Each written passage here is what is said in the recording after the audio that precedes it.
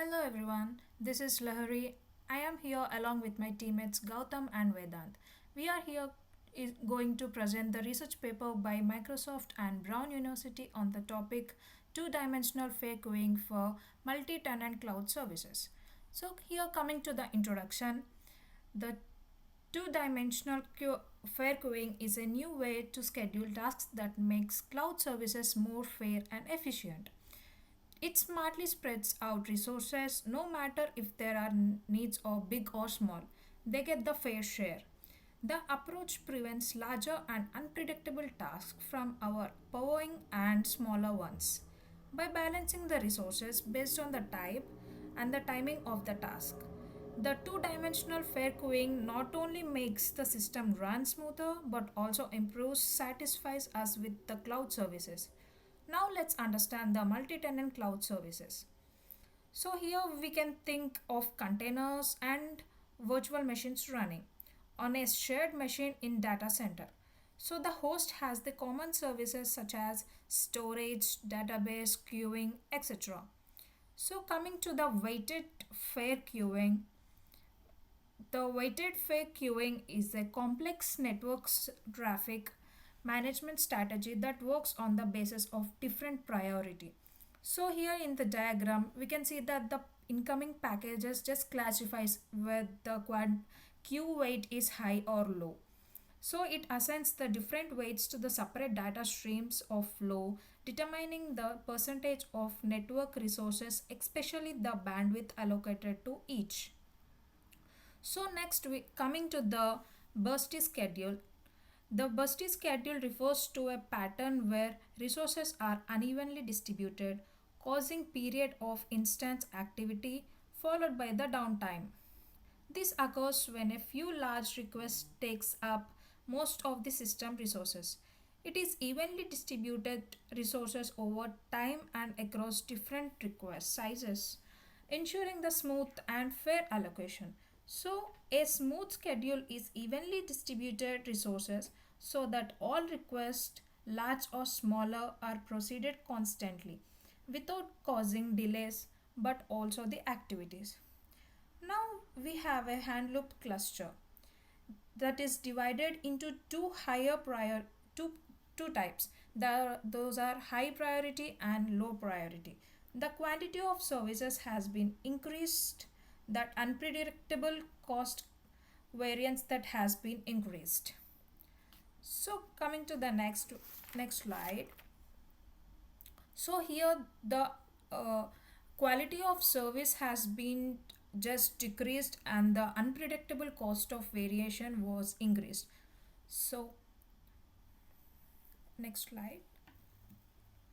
So coming to the main idea of the two-dimensional fair queuing, the definition of two-dimensional fair queuing extends the fair queuing with the second dimensional of fairness. So the purpose of the two-dimensional fair queuing is to resource allocate with considering the flow of priority of the request, and the main goal of two-dimensional fair queuing is to produce smooth schedule of tenants with small requests but minimizing the burst time, overtime and overspace. So now Gautam will go ahead. Hi everyone. So let us look at the challenges we have for the schedulers in shared processes. So we have two challenges in front of us: the high request cost variance and unknown request costs.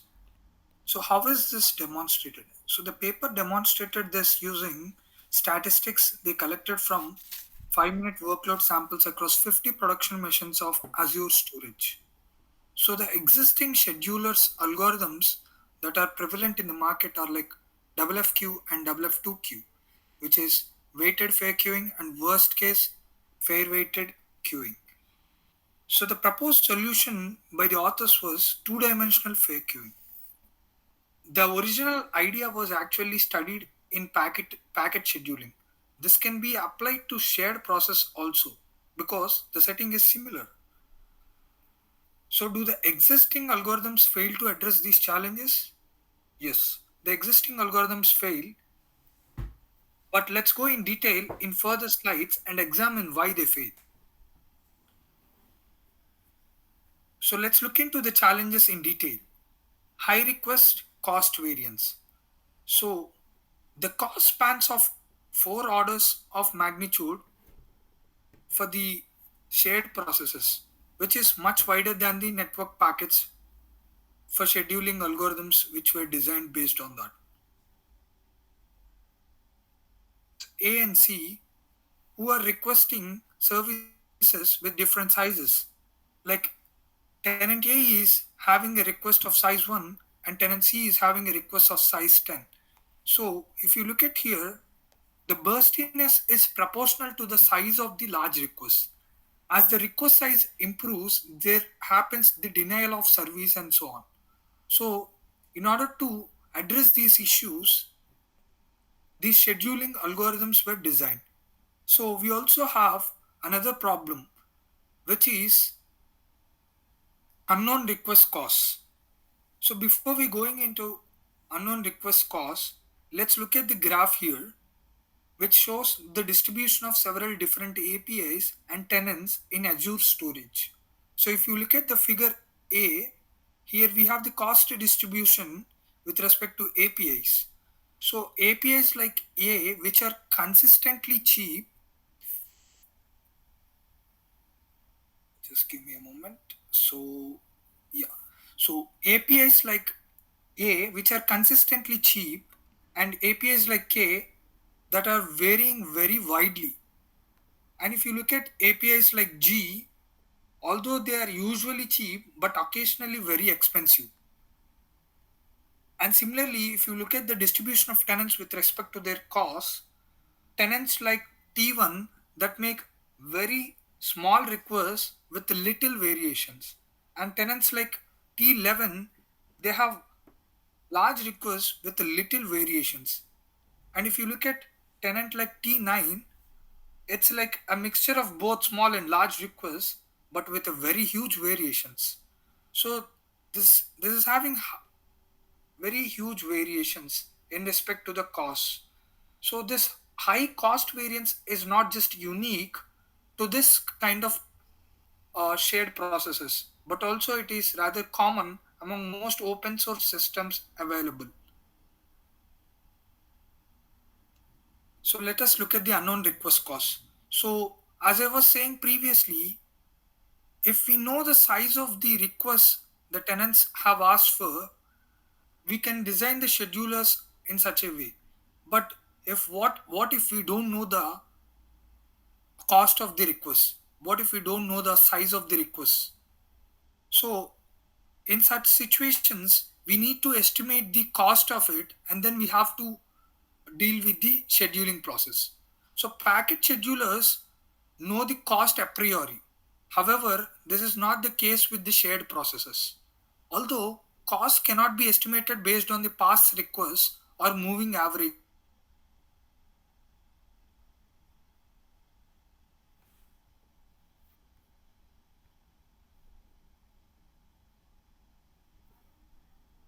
use caches, etc.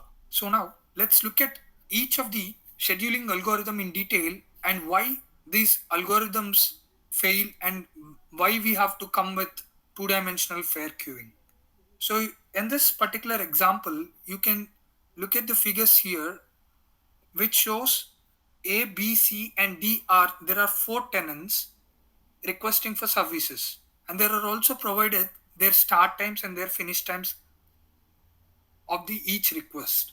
So there are also two more worker threads which will be working on to schedule these requests. So how does this weighted fair queuing algorithm schedules these requests? So it is based on the ascending order of their finish time. So for example, in this example where we have four tenants requesting for their scheduling requests. So if you look at here, we have A and B with their start time as 0 and also C and D with their start time 0. But what matters for weighted fair queuing is their finish time. So if you look at the finish time of A and B, which is T equal to 1, and for C and D, which is T equal to 4, so from this we can very clearly say that A and B can be quickly finished that can be easily scheduled. So worker threads W0 and W1 take care of A1 and B1 initially because their finish time was quick. So after this, it takes care of another request from the A and B because their finish time is still small. So this way, the smaller requests are always taken care initially as long as their finish time is equivalent to that of finish time of the larger request. So here, if you observe, at the time t equal to 4, when the large request time is almost equivalent to that of small request time at A4, we start scheduling for C and D large requests. So in this way, when we schedule for the large requests, what happens is the small requests like A and B get starved here until this large requests are completed, which takes around t equal to 8 in order to finish this large request. So this is what is called as the bursty case scenario. So the schedule is bursty for A and B because they each get a period of high throughput followed by a period of zero throughput. This is why we need a different algorithm to uh, to improve the scheduling. Let's have another example of weighted fair queuing in order to understand it in detail.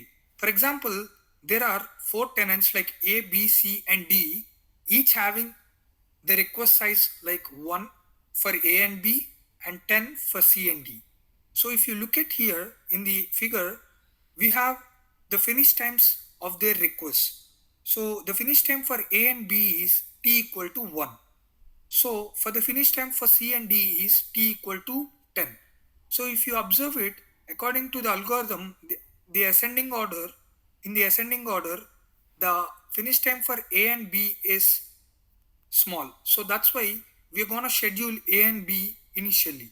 So here we have two worker threads. The upper worker thread and the lower worker thread will take care of scheduling A and B. So first we'll schedule A. So this is how it is scheduled, and then worker and the worker thread that is below will take care of scheduling B.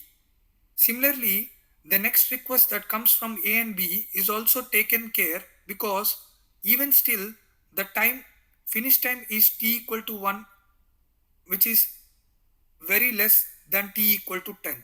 So at t equal to 2, we schedule the request from A and B, and then C and D are kept in starvation until we have the finish time of A and B that is equal to 10. So until then we try to schedule these small requests. So this is an example where you see until t equal to 10, the requests that comes from A and B are taken care of. But if you observe, C and D are starving for their services. So now when t equal to 10, the requests from C and D are taken care. So now until t equal to 10, that is t equal to 20, the A and B have to starve for their services, for their requests. So this is what is causing burst schedule for WFQ. So for this, an update of this was worst case fair weighted fair queuing. So what is an improvement to this algorithm is, except the small condition that is a request cannot be scheduled if its virtual start time has not yet arrived. So until the start time has not arrived, it will not schedule the request. So in this above example, you can look at here, there are four requests from A, B, C and D. So the second request, if you look at here, A and B are taken care initially.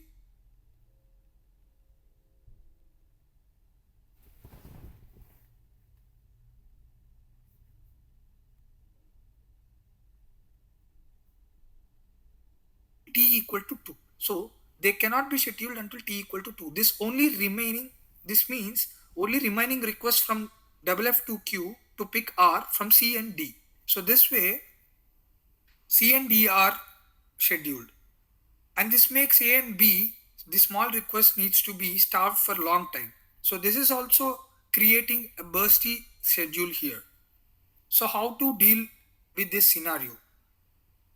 So the multiple threads become available and only large requests are eligible to be scheduled. Since each request is instantaneously eligible to run on all worker threads when its virtual start time arrives. If small requests are ineligible for one thread, then they will be ineligible for all threads.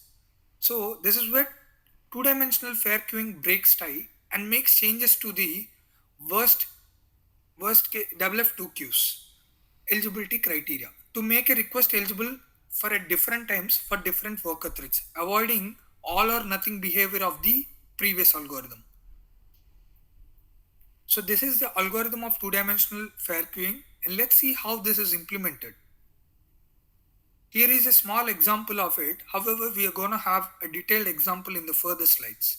So two-dimensional fair queuing uniformly staggers each request eligibility across threads, making them eligible to run on high index threads sooner than low index threads.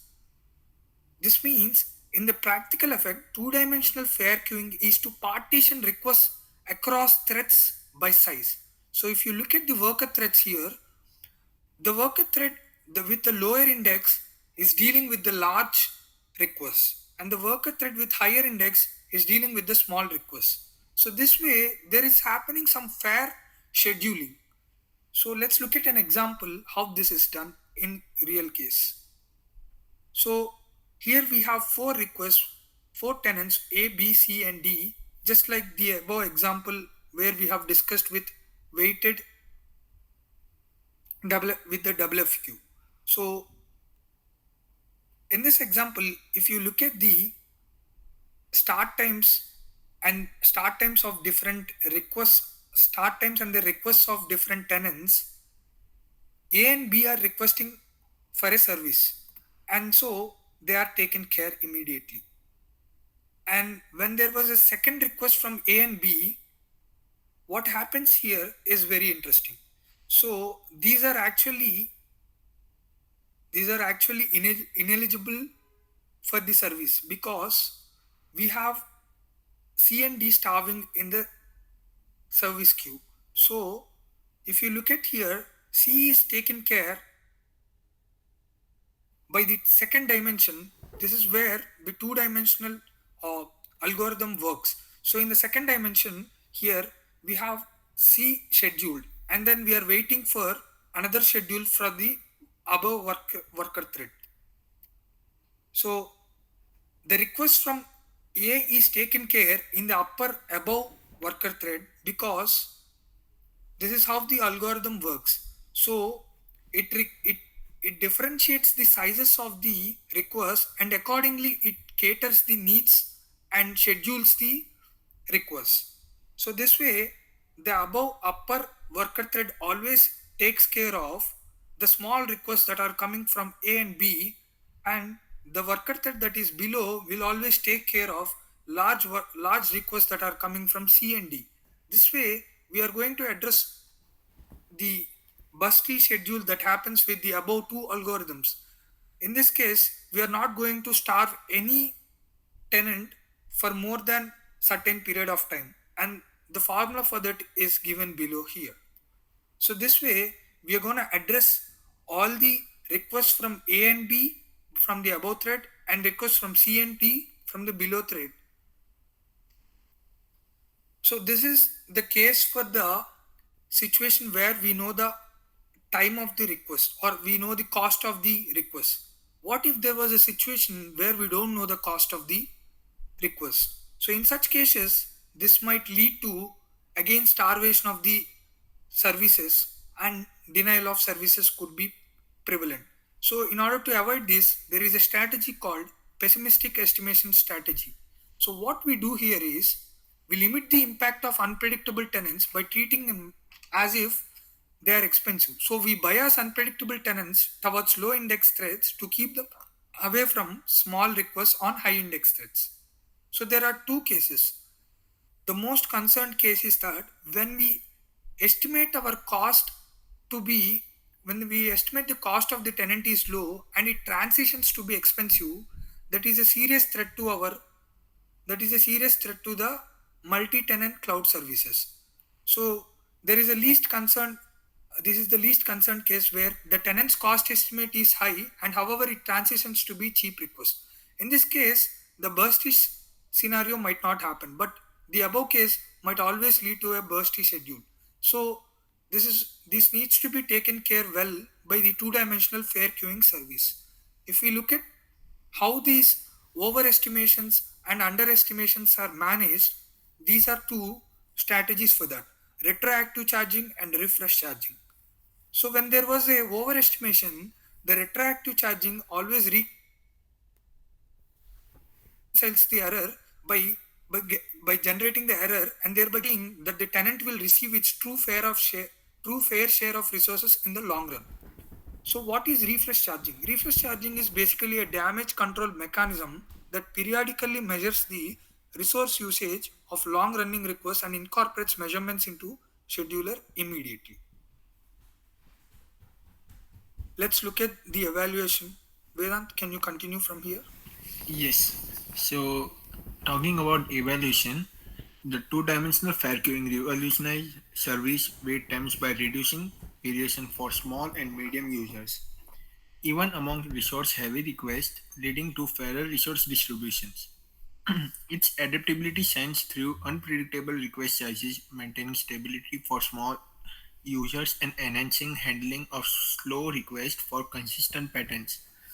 Whether handling simulated or real workloads, two-dimensional fair queuing ensures smooth functionality and drastically improves response time for the slowest request from predictable users, guaranteeing consistent and reliable service with up to 198 times faster latency for the slowest 1% of request. Can you move to the next slide? So here, weighted fair queuing treats everyone like they are in a single line with small requests cutting in front. This creates big swing in wait times. WFTQ tries fairness but still has wild ups and downs. Two-dimensional fair queuing is like separate lines for small and big tasks. It's not perfect, but overall everyone waits their turn more consistently. Next slide. So choosing the right workload management technique can significantly impact system performance. This study compared three techniques: two-dimensional fair queuing, weighted fair queuing, and WF2Q, using real-world data from Azure storage. The results highlighted two-dimensional fair queuing advantages. Firstly, two-dimensional fair queuing provides stable service akin to a reliable GPS navigation system, unlike weighted fair queuing which experiences large fluctuations in wait times, or WF2Q which suffers from occasional delays. Two-dimensional fair queuing delivers consistent performance. Secondly, two-dimensional fair queuing promotes fairness. Both two-dimensional fair queuings and WF2Q are fairer than WFQ, which prioritizes small requests at expense of larger ones, leading to significant delays from the latter. Thirdly, two-dimensional fair queuing excels in reducing wait times variation. This is particularly evident for small requests where two-dimensional fair queuing significantly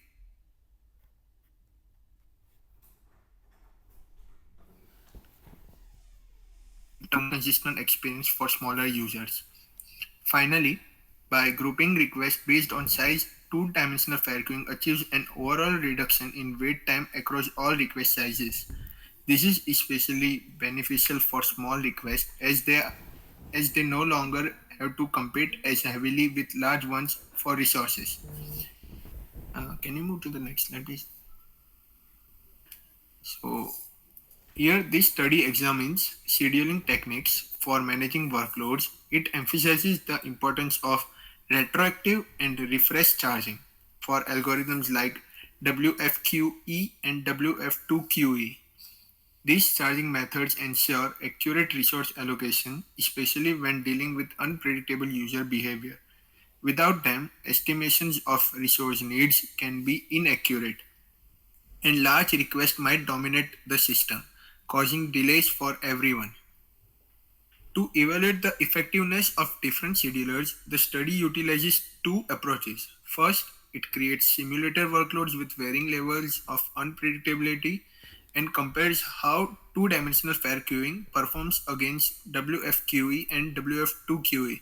Second, it analyzes real-world workload data to see how these schedulers impact factors like service delays and how long requests take to complete. This two-pronged approach helps identify the most efficient and fair scheduling strategy.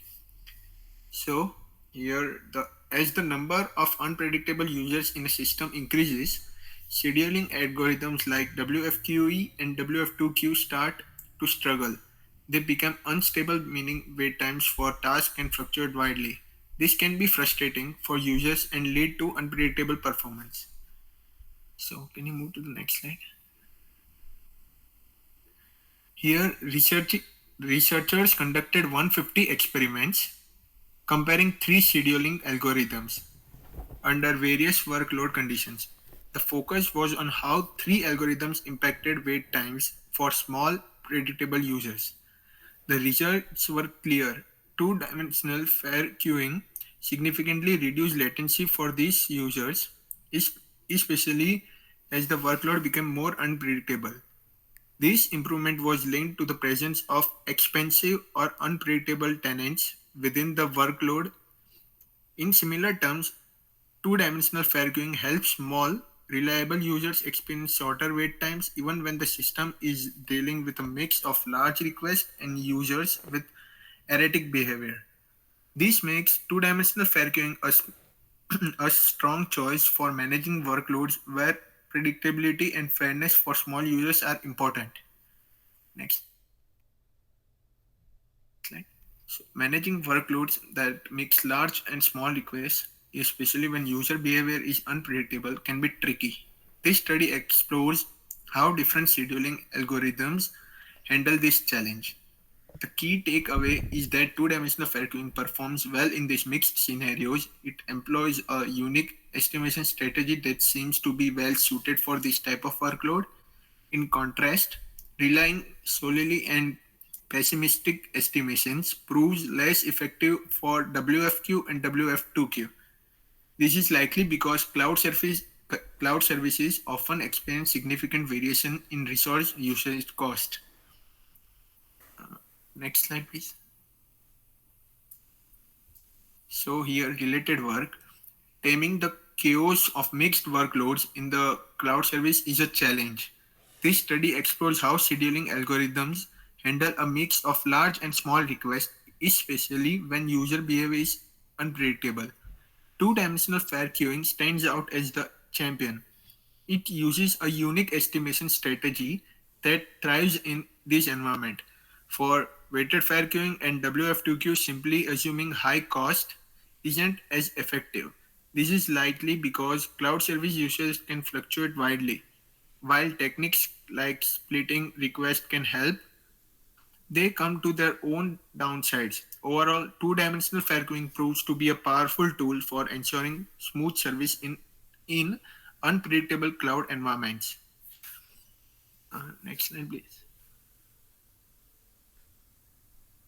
So, imagine a busy restaurant with orders of all sizes, small snacks complete with large banquets for the kitchen attention, causing delays for everyone.